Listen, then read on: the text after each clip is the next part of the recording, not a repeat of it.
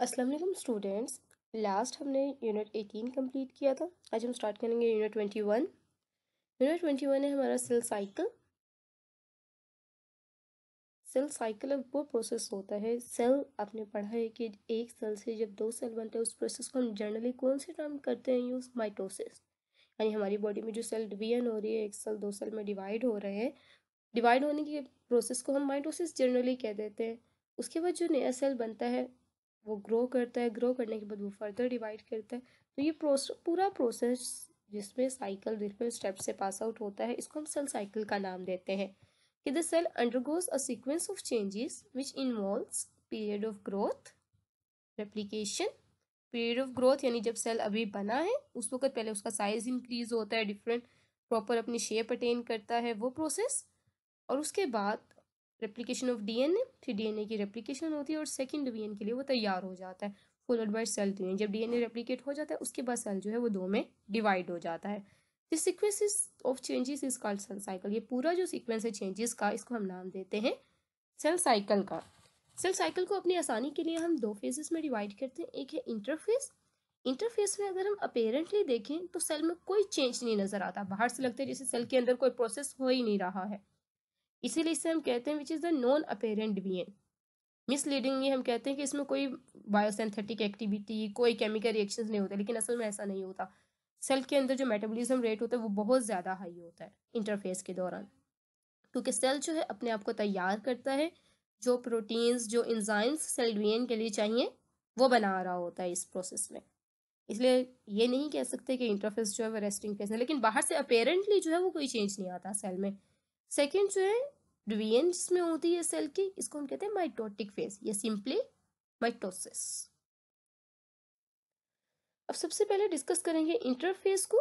Interface अब क्या है? The period of the life cycle of cell between two consecutive divisions. दो consecutive divisions यानी दो माइटोसिस के दरमियान की जो स्टेज होती है वो कहलाती है इंटरफेस। ये सिंगल सेल था आपके पास, ये सिंगल सेल है, इस सेल की स्ट्रक्चर में चेंजेस आएंगे, इसका साइज थोड़ा सा बड़ा होगा, बड़ा होने के बाद ये सेल आगे फर्दर डिवाइड करेगा टू में। जब ये टू में डिवाइड कर जाता है, टू में डिवाइड करने के बाद ये अपने आप को तैयार करता है डिवीजन के लिए। फर्दर इसका साइज जो है वो इंक्रीज होता है, ये प्रॉपर अपना साइज अटेन करता है और फिर दोबारा दो में डिवाइड हो जाता है। तो हम यूं कह सकते हैं कि दो डिवीजन्स के दरमियान की जो स्टेज होती है उसको हम नाम देते हैं इंटरफेस का।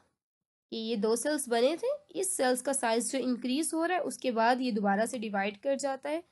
तो आपके पास जो ये इतनी फेज है यहाँ से लेकर यहाँ तक, ये हमारे पास कहलाती है interface. The period of life cycle between two consecutive divisions is termed as interface, misleadingly called the resting phase. लेकिन गलती के तौर पर हम इसे रेस्टिंग भी कह देते हैं, लेकिन असल में ये रेस्टिंग फेज नहीं होती। It is the period of great biochemical activity.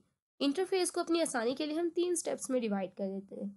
G1 phase यानी gap one, S phase synthesis phase, और G2 यानी gap two phase. G1 phase क्या होते हैं? इसमें जो इवेंट्स हैं उसके बेस पे हमने डिफरेंट डिवीजन्स किए हैं। G1 phase is the period of extensive metabolic activity in which the cell normally grow in size. Normally उसका साइज थोड़ा बड़ा होता है। स्पेसिफिक एंजाइम्स और सिंथेसाइज, खास एंजाइम जो डीएनए की रेप्लिकेशन के लिए ज़रूरी हैं वो बनते हैं। डीएनए जो बेस यूनिट्स होते हैं, आपने ये पढ़ा है डीएनए जो है वो न्यूक्लियोटाइड्स से मिलकर बने हुए होते हैं। तो अगर हमने डीएनए की डुप्लीकेट कॉपी बनानी है उसके लिए नए न्यूक्लियोटाइड्स चाहिए होंगे, तो नए डीएनए के जो न्यूक्लियोटाइड्स हैं वो इकट्ठे होते हैं एंड डीएनए सिंथेसिस, ताकि नेक्स्ट स्टेप में डीएनए जो है वो बनाया जा सके।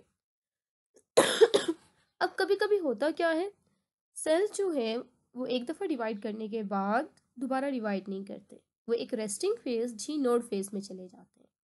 इसे हम पोस्ट माइटोटिक सेल यानी माइटोसिस के बाद वाला जो सेल है, G1 फेज माइटोसिस के बाद आती है ना, कि ये माइटोसिस हुई थी, दो सेल्स बने थे, इसके बाद ये जो आएगा ये पूरा इंटरफेज है। और इंटरफेज का पहला स्टेप कौन सा है? G1 phase. तो cell can during G1 entering a phase called G nought phase and even for days weeks. अब वो जी नोड फेज में सेल की सारी मेटाबॉलिक एक्टिविटी जो है वो स्टॉप हो जाती हैं। वो दिनों के हफ्तों यहाँ तक कि सालों तक जी नोड फेज में रह सकते हैं। और कुछ सेल्स ऐसे होते हैं जो थ्रू आउट लाइफ जी नोड फेज में रहते हैं। जो सेल्स थ्रू आउट लाइफ जी नोड फेज में रहते हैं वो एक दफ़ा डिवाइड करते हैं अपने लाइफ टाइम में ड्यूरिंग डेवलपमेंट, उसके बाद वो कभी भी डिवाइड नहीं करते। यानी अगर वो सेल्स डैमेज हो जाएंगे तो वो सेल दोबारा से नहीं बनेंगे। इसमें हमारे पास नर्व सेल्स और आई सेल्स, आई की जो लेंस के सेल्स हैं वो अगर एक दफ़ा वो डैमेज हो जाए ये दोबारा से नए नहीं बनते। The life time of the organism without proliferating पर द प्रोलिफरेटिंग का मतलब होता है डिवाइड करना और बढ़ना आगे। इसके बाद आ जाते हैं एस फेज में। हमने कहा क्या था, G1 फेज में हमारे एंजाइम सिंथेसिस होती है, उसके साथ साथ डीएनए की जो बेसिस हैं वो इकट्ठी होती हैं। एस फेज में डीएनए जो है वो सिंथेसाइज होगा, डीएनए की डुप्लीकेशन होती है during which the DNA is synthesise and the chromosome are replicated. Chromosome जो वो रेप्लिकेट हो जाते हैं, जैसे पहले थे उसकी डुप्लीकेट कॉपी जो है एक्सेप्ट वो तैयार कर ली जाती है। इसके बाद नेक्स्ट आते हैं G2 फेज पर। It is a G2 phase, इसको हम प्री माइटोटिक फेज भी कहते हैं, क्योंकि G2 फेज के बाद अगला स्टेप जो आता है वो माइटोसिस का है। प्री का मतलब होता है पहले। Thus preparing the cell for division, ये सेल को डिवीजन के लिए तैयार करता है। अब इसमें कौन कौन से इवेंट्स होते हैं, हर स्टेप में जो इवेंट्स है ना वो आपकी फिंगर टिप्स पे होने चाहिए। Energy storage for chromosome movement, mitosis में क्रोमोसोम्स मूव करते हैं ऑपोजिट पोल की तरफ, उसके लिए एनर्जी चाहिए, वो एनर्जी स्टोर की जाती है। स्पेसिफिक प्रोटीन्स जो माइटोसिस के लिए चाहिए होती हैं, ट्यूबुलिन वगैरह, जिन्हें स्पिंडल फाइबर्स बनाने हैं वो बनती हैं। आरएनए और माइक्रोट्यूब्यूल सब यूनिट्स जो हैं यानी स्पिंडल फाइबर्स जो हैं वो बना दिए जाते हैं, माइक्रोट्यूब्यूल बन जाती हैं।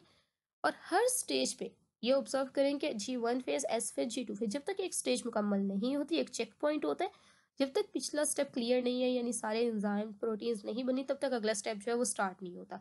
इसीलिए हर पॉइंट पे अब कैसे पता किया जाता है, स्पेसिफिक चेक पॉइंट्स होते हैं जो डिटेक्ट करते हैं कि क्या सेल अगले स्टेज पे एंटर होने के लिए मुकम्मल तौर पर तैयार है या नहीं है।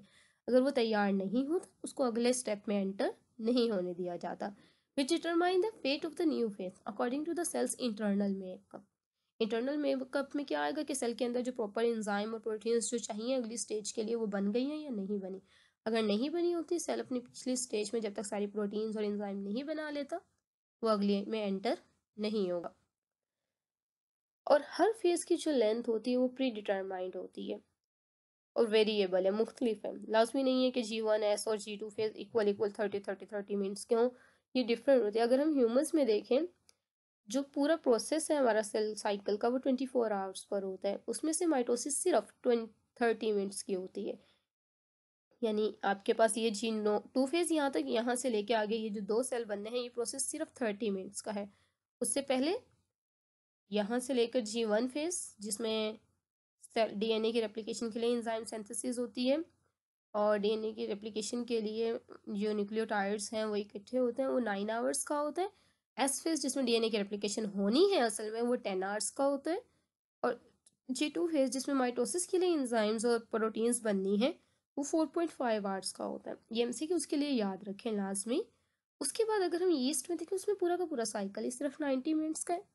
हम क्या ये रिजल्ट निकाल सकते हैं यहाँ से कि जो सेल साइकिल का ड्यूरेशन है वो डिपेंड करता है लेंथ ऑफ डीएनए पर। यीस्ट का डीएनए हमारे से छोटा है इसीलिए उसका सेल साइकिल जो है वो शॉर्ट ड्यूरेशन का, ह्यूमन के डीएनए की लेंथ ज़्यादा होती है इसीलिए उसका जो सेल साइकिल है वो ज़्यादा लेंथी है, टाइम ड्यूरेशन उसका ज़्यादा है।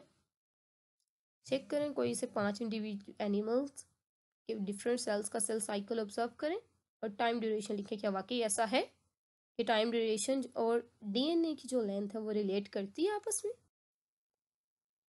इसके बाद आ जाते हैं इंटरफेस के बाद अगली स्टेप था माइटोसिस। माइटोसिस जो ये अब प्रॉपर सेल डिवीजन है इसमें, यानी एक सेल दो में डिवाइड हो जाता है। Type of cell division which ensure the same number of chromosome, किस तरह डिवाइड होता है कि जो डॉटर सेल्स हैं उसमें उतने ही क्रोमोसोम मौजूद हैं जितने पेरेंट में थे। कि अगर हम ह्यूमन में देखें, ह्यूमन की सेल के अंदर 46 क्रोमोसोम थे, तो माइटोसिस से जो नया सेल्स बनेगा उसके अंदर भी 46 क्रोमोसोम ही मौजूद होंगे।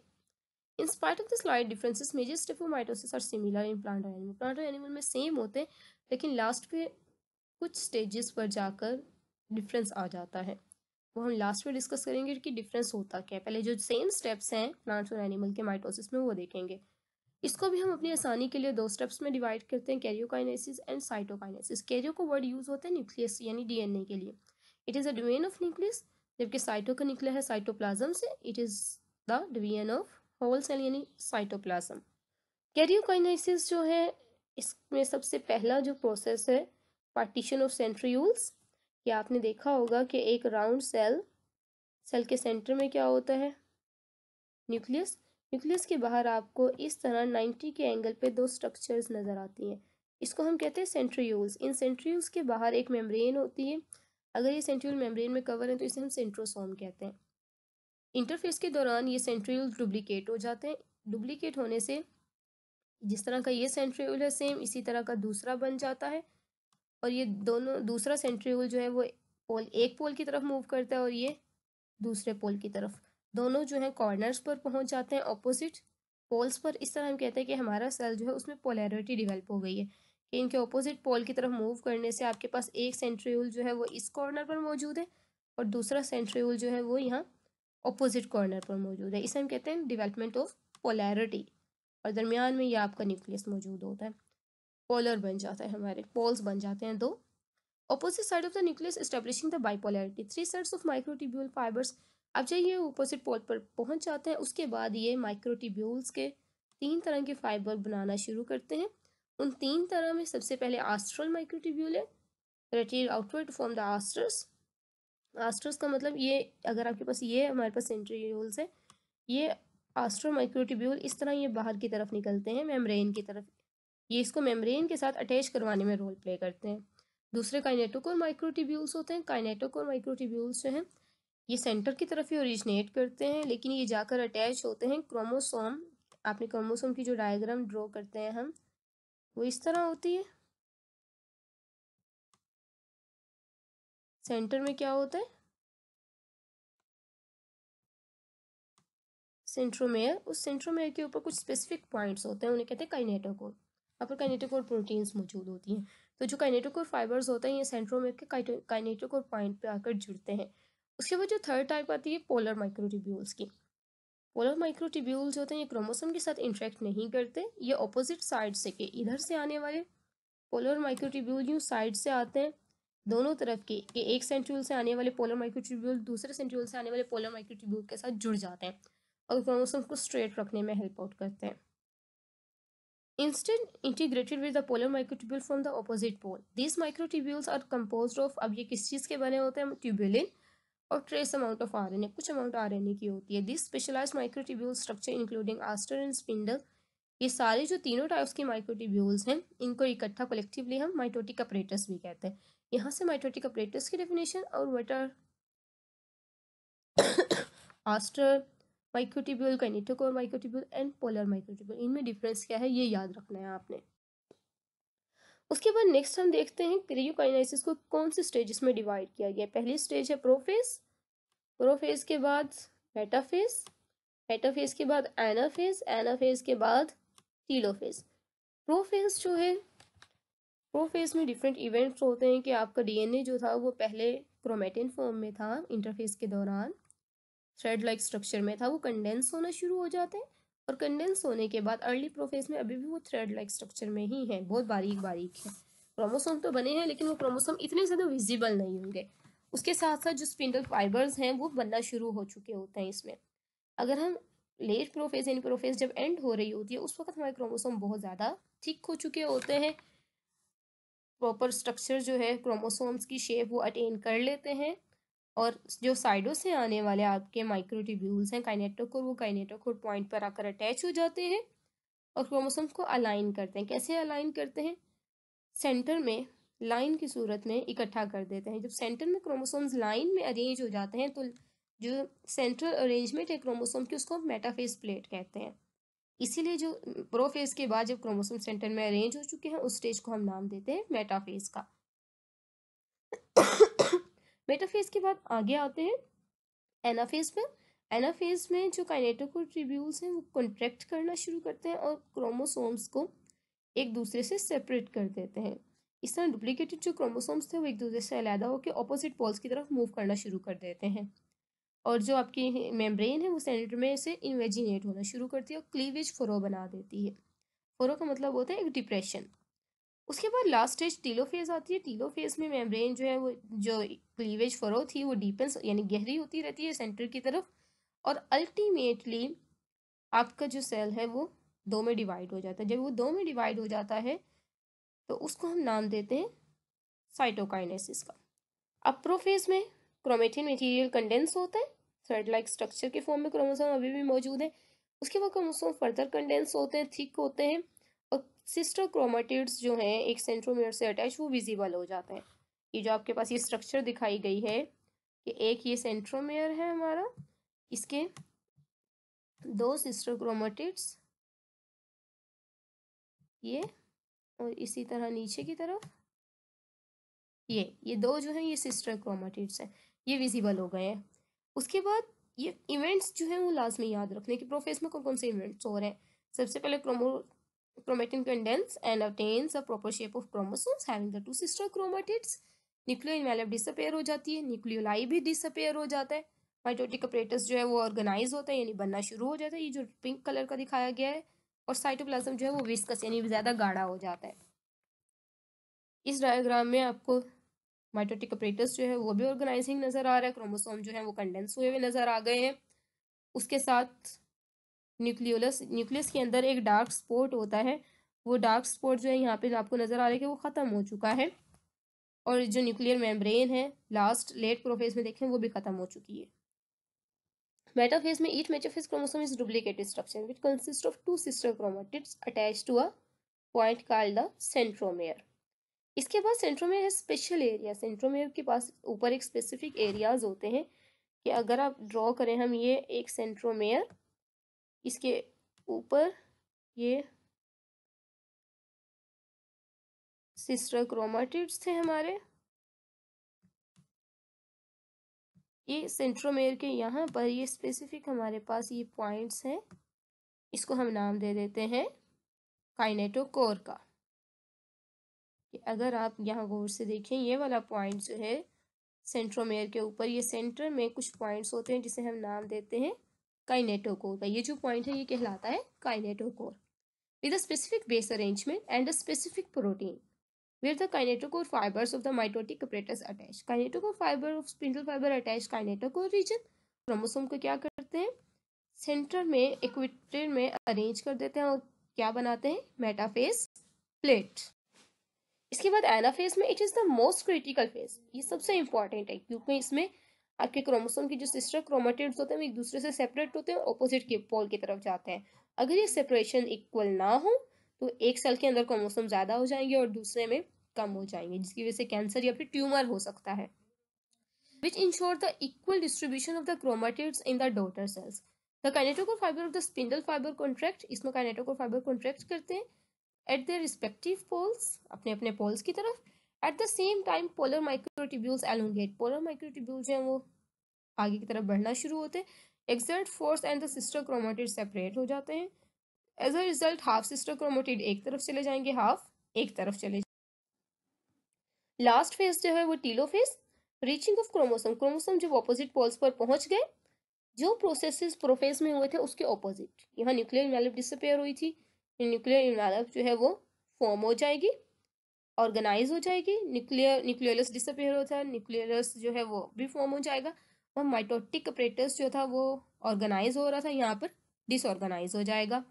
ऑपोजिट प्रोसेसेस होंगे, mitotic apparatus disorganise, nuclear membrane and nucleoli reorganise resulting the two nuclei at the two poles. तो दो न्यूक्लियस ऑपोजिट पोल्स पर अब आपके बन चुके हैं। इसके बाद आ जाते हैं साइटोकाइनेसिस पर। During the late telophase, telophase जब खत्म होती है एस्ट्रल माइक्रोट्यूब्यूल जो है send signal to the equatorial region. आपके पास जब सेल टीलोफेज के एंड पर पहुंचा है उसकी डायग्राम कुछ इस तरह की है। जो हमारे एस्ट्रल माइक्रोट्यूब्यूल हैं वो इस तरह यूं पोल्स की तरफ थे। ये वाली जो डायग्राम में है ये एस्ट्रल माइक्रोट्यूब्यूल है। ये एस्ट्रल माइक्रोट्यूब्यूल सिग्नल भेजते हैं किसे, इक्वेटोरियल रीजन को। ये वाला जो रीजन है आपका ये, इसको हम कहते हैं equatorial region, where the actin and myosin are activated which form contractile ring aligning the cleavage furrow followed by cleavage furrow. या कॉन्ट्रेक्टाइल रिंग बनाएंगे यानी कॉन्ट्रैक्ट कर देंगे अंदर की तरफ। Which deepen toward the centre. इस तरह जो आपकी ये क्लीवेज फरो है वो सेंटर की तरफ यूं डीप होना शुरू होगी और फाइनली दोनों कॉर्नर से ये आपस में मिल जाएंगे और सेल जो है वो दो में डिवाइड हो जाएगा। अब प्लांट्स में अगर हम साइटोकाइनेसिस देखें वो एनिमल से थोड़ी डिफरेंट है। प्लांट जो है माइटोसिस के दौरान उसकी स्ट्रक्चर जो है बाहर से वो चेंज नहीं होती, जबकि हमने एनिमल में देखा कि हर स्टेज पर जो स्ट्रक्चर है वो चेंज हो रही है, लेकिन प्लांट्स के अंदर ऐसा नहीं होता। उसमें जो सेल की स्ट्रक्चर है वो चेंज नहीं होती। Mitotic events in plants are generally similar to the events observe in animals most higher plants. लेकिन एक और डिफरेंस आता है कि प्लांट्स के अंदर आपके पास सेंट्रल जो एनिमल सेल्स में मौजूद है वो प्लांट सेल जो है हायर उसके अंदर मौजूद नहीं होता। अब सेंट्रल मौजूद नहीं है तो वहाँ पे स्पिंडल फाइबर जो है वो कहाँ से बनेंगे, फिर वो कौन से पोर्शन से अराइज होंगे।